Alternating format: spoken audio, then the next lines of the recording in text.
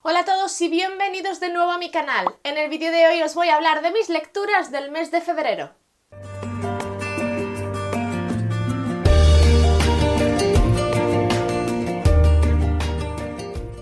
Aunque ha sido un mes bastante corto, sí que creo que he leído bastante, sobre todo comparado con el ritmo que tuve leyendo el año pasado. Creo que estoy teniendo bastante buen ritmo. En enero me leí 4 libros, entre libros y cómics, y en febrero me he leído también 4 libros, en realidad 2 libros y 2 cómics para ser exactos. Así que bueno, como siempre, primero os voy a hablar de los libros y luego voy a hablar de los cómics por si los que no estáis acostumbrados o los que no os gustan los cómics, pues solamente queréis ver la primera parte. El primer libro del que os voy a hablar es Días sin ti, de Elvira Sastre. Este libro ya os lo recomendé, creo, para libros para leer en San Valentín. Y esta es una lectura que hice pues a principios de mes. Nos cuenta la historia de un chico que va a vivir una historia de amor y nos va a contar un poco su experiencia a través de los consejos que le daba su abuela sobre este tipo de temas. A la vez iremos descubriendo también un poco cómo fue la historia de amor que vivió su abuela con su abuelo, cómo se conocieron, cómo tuvieron que vivir una época difícil durante la Guerra Civil Española y cómo eso pues hizo que se desarrollara su relación, cómo la llevaron durante toda esa época y cómo superó ciertas cosas que le suceden en la vida bastante duras. Porque a nuestro protagonista le va a suceder algo que lo va a poner triste y sus consejos pues lo ayudarán un poco a salir adelante. Es un libro que está contado con mucho sentimiento, con mucha ternura. Es un libro que sin quererlo pues te llega al alma, hace que empatices con los personajes, que te encariñes con ellos, sobre todo con la historia de la abuela, es con lo que casi yo más disfrutaba que con la historia de él, porque me parecía mucho más dulce, mucho más intensa, mucho más romántica y mucho más bonita. Sí es cierto que yo pensaba que este libro me iba a atrapar un poco más y aunque me ha gustado, no es un libro que se quede grabado en la memoria o que se vaya a quedar grabado en mi memoria, ¿vale? Yo sé que hay otra gente a la que le gusta un montón y al que este libro le ha significado mucho. A mí me ha gustado, no puedo decir que no, pero no me ha llegado a calar tanto como para que, ya os digo, se quede impregnado en mí y lo recuerde de una manera especial. No es mi caso. Pero sí es verdad que es un libro que está muy bien escrito, tiene una narrativa exquisita y que bueno, si os gustan las historias tiernas, las historias que nos hacen pensar también un poco sobre ciertos momentos en los que vivimos en ciertas relaciones, pues es bastante interesante sumergirte un poco, ¿no? En el pensamiento y en los deseos y en las vivencias de una persona en concreto en este tipo de situaciones. Ahora os voy a hablar de la joya de la corona de este mes, por lo menos para mí, y es Un cuento perfecto de Elizabeth Benavent. Es su nueva novela que salió a la venta el 20 de febrero y estamos a 1 de marzo que estoy grabando esto y ya me lo terminé hace varios días. Yo sabía que me lo iba a beber, son 600 páginas de libro, que tampoco es un libro muy finito, pero me lo bebí. Desde que empecé no pude parar. Os cuenta la historia de Margot. Margot es la protagonista de esta novela. Es una chica que lo tiene todo. Tiene dinero, tiene una posición social bastante acomodada. Posee, creo que es el 37% de las acciones de la empresa familiar. Ella es una de las jefas. Vive en un piso enorme en Madrid, tiene un novio de ensueño, va a casarse y su vida pues es un cuento de una princesa perfecto. Pero ¿qué pasa? Que este cuento no va a resultar ser tan perfecto como ella creía. Y es que le va a suceder algo, es que no sé hasta dónde contar, ¿vale?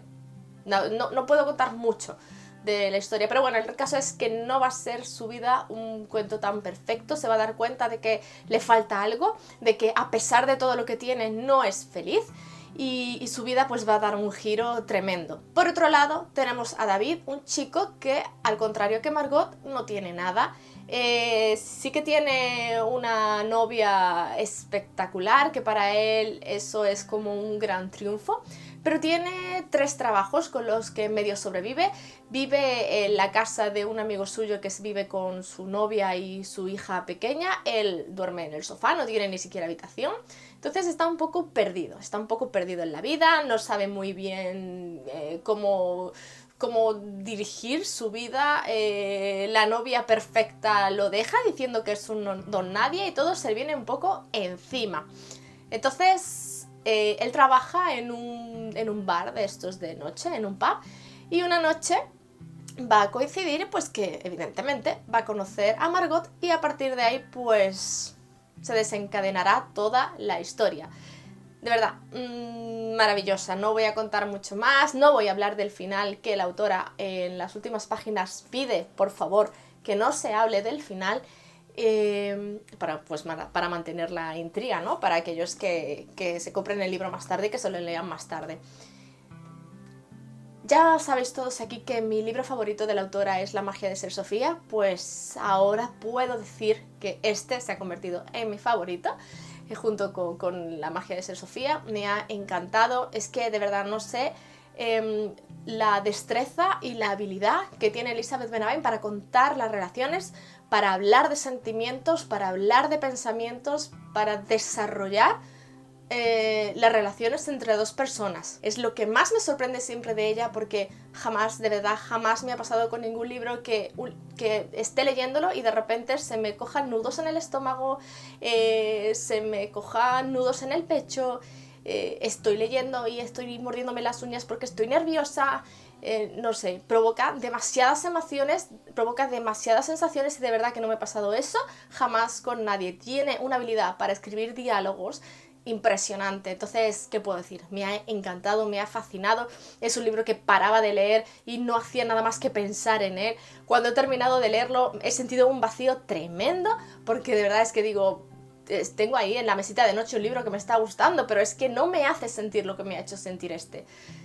Tremendo, maravilloso, me ha encantado, es fantástico. Si os gusta la romántica, si os gusta la autora, no os lo podéis perder. Vamos con los cómics y os voy a hablar del segundo tomo de Lock and Key. Ya os hablé del primero en el anterior wrap up. Con este se termina la historia. Es una historia que a mí me ha gustado un montón. Ya os digo que nos cuenta la historia de una familia a la que le sucede un suceso bastante dramático y eso les hará cambiar un poco su visión de la vida. Se mudarán a otro pueblecito, a una gran casa que esconde un secreto con una serie de llaves que cada llave tiene un poder en particular, pero esto vendrá envuelto en un misterio que sucedió en el pasado y que tendrán que resolver porque se despertarán fantasmas del pasado que quieren hacer daño. Entonces es una historia muy oscura, es una historia muy dura, los personajes están viviendo una experiencia bastante traumática, sus vidas son un poco caos y la verdad es que te hace llegar, ¿no?, esa desazón que tienen los personajes y que tiene la historia. Hace nada que se ha estrenado la serie de la adaptación de este cómic en Netflix. He visto el primer capítulo y un poco del segundo, no pienso ver más. La serie no tiene absolutamente nada que ver con la historia, de verdad os lo digo. Lo único que tiene en común es un poco la casa, el poder de las llaves, el nombre de los personajes y ya está. Los personajes son completamente diferentes en la serie, la ambientación, la historia, ese halo oscuro que tiene esta historia, ese caos que viven los personajes no existe en la serie. Y de verdad no pienso seguir viéndola porque es que no tiene nada que ver y aparte es que la serie es mala.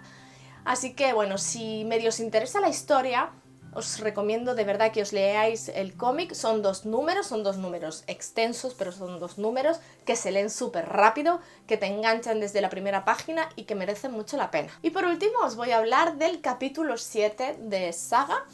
Ya os dije cuando me leí el capítulo 6 que fue un tomo que no me terminó de gustar mucho, que no me pareció interesante, se centraba mucho en personajes que a mí no me interesaban mucho, pero que sí tuvo un final muy interesante. Ese final se va a desarrollar, evidentemente, y va a continuar aquí en este tomo 7. Este tomo sí me ha gustado mucho, sí que se ha centrado prácticamente por entero en los protagonistas, que son los personajes que de verdad a mí me gustan. y nos cuenta un momento de sus vidas bastante duro, además termina bastante duro y cuando terminas de leerlo te quedas con una sensación un poco extraña. Es maravilloso cómo está narrada la historia, está como cómo quieres a los personajes, cómo te encariñas con ellos casi en el momento, las emociones que los personajes desprenden, es increíble, los personajes, todo. Es una historia muy particular, muy especial, que tiene toques que no se han visto o que yo no he visto nunca jamás en otra historia, pero que merecen mucho la pena porque de verdad que nos cuenta algo bastante intenso, nos hace también sentir muchas cosas esta historia. Así que bueno, pues seguiré leyéndola a ver por dónde va la historia en el siguiente cómic, porque ya os digo que este ha dejado bastante tocadilla. Y hasta aquí el vídeo de esta semana. Contadme cuáles han sido vuestras últimas lecturas y también si os habéis leído alguno de los libros y los cómics de los que os he hablado por aquí y qué os han parecido. Gracias por estar ahí, os recuerdo que podéis seguirme en mi cuenta de Instagram y nos vemos el próximo miércoles. Ya sabéis, no dejéis de leer.